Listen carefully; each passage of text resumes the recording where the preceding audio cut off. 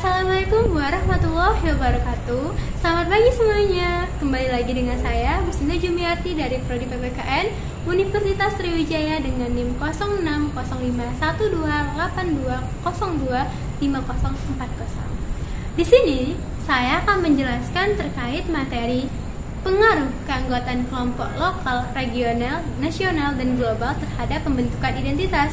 Yuk simak materi yang akan dijelaskan.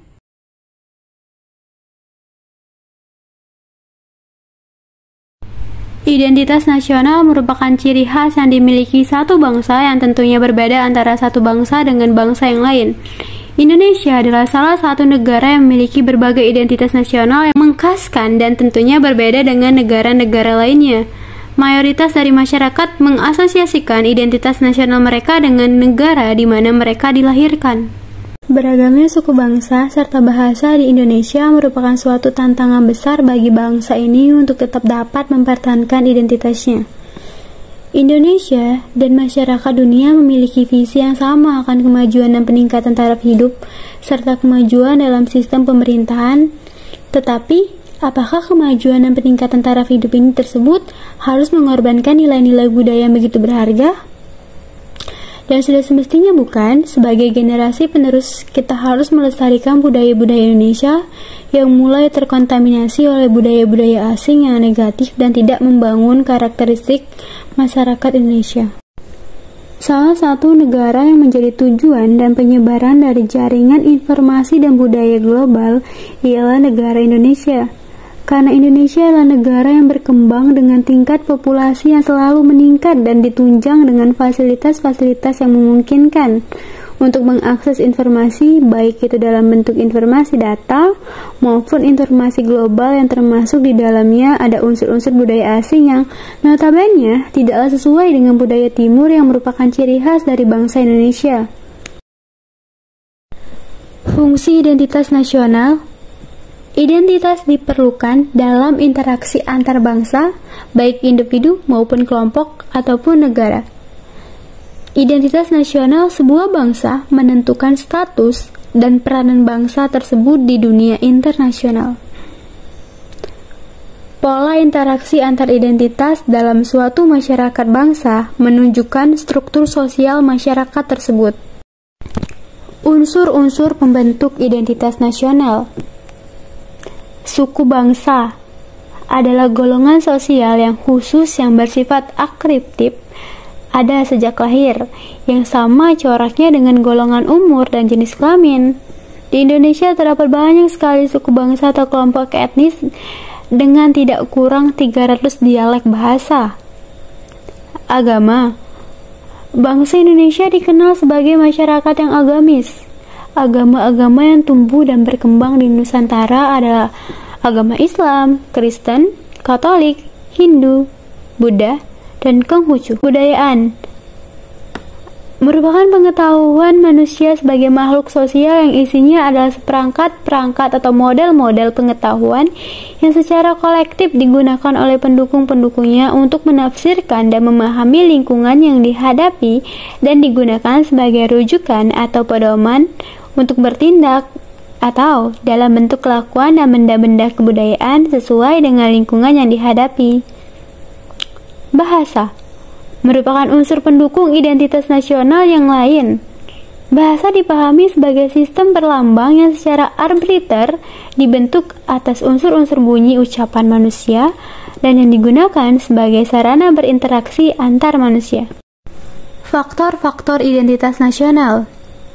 Faktor objektif yang meliputi faktor geografis, ekologis, dan demografis. Kondisi geografi ekologis yang membentuk Indonesia sebagai wilayah kepulauan yang beriklim tropis dan terletak di persimpangan jalan komunikasi antar wilayah dunia Asia Tenggara. Ini ikut mempengaruhi perkembangan kehidupan demografis, mulai dari ekonomis, sosial, dan juga kultur bangsa Indonesia. Faktor subjektif, yaitu faktor historis, sosial, politik, dan kebudayaan yang dimiliki bangsa Indonesia. Hal ini sendiri dikemukakan oleh Suryo 2002.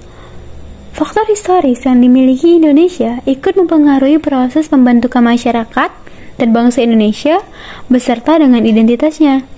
melalui interaksi berbagai faktor yang ada di dalamnya.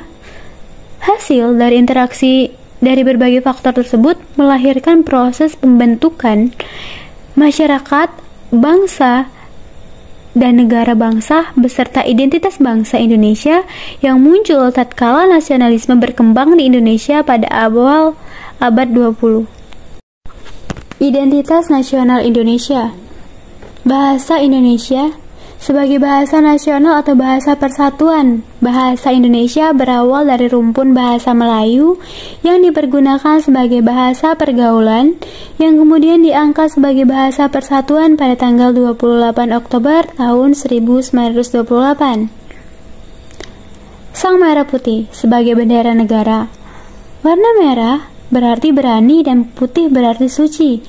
Lambang merah putih ini sudah dikenal sejak masa kerajaan di Indonesia yang kemudian diangkat sebagai bendera negara.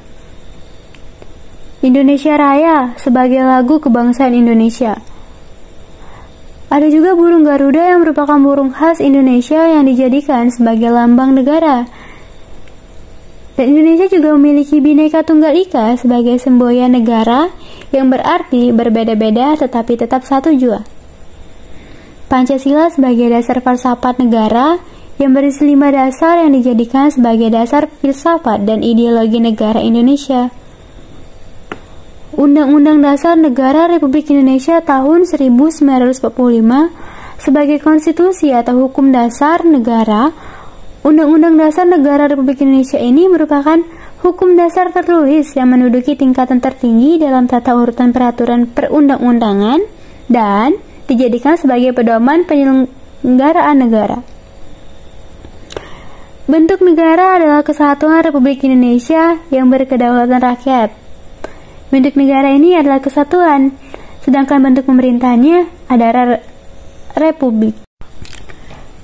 Konsepsi wawasan Nusantara sebagai cara pandang bangsa Indonesia mengenai diri dan lingkungan yang serba beragam dan memiliki nilai strategis dengan mengutamakan persatuan dan kesatuan bangsa, serta kesatuan wilayah dalam penyelenggaraan kehidupan bermasyarakat, berbangsa, dan bernegara untuk mencakup tujuan nasional. Kebudayaan sebagai puncak-puncak dari kebudayaan daerah. Kebudayaan daerah ini diterima sebagai kebudayaan nasional. Jadi berbagai kebudayaan dari kelompok-kelompok bangsa di Indonesia ini memiliki cita rasa tinggi, dapat dinikmati dan diterima oleh masyarakat luas sebagai kebudayaan nasional. Baiklah, mungkin itu saja yang dapat saya sampaikan. Semoga materi yang telah disampaikan tadi dapat bermanfaat untuk kalian. Saya akhiri, wassalamualaikum warahmatullahi wabarakatuh.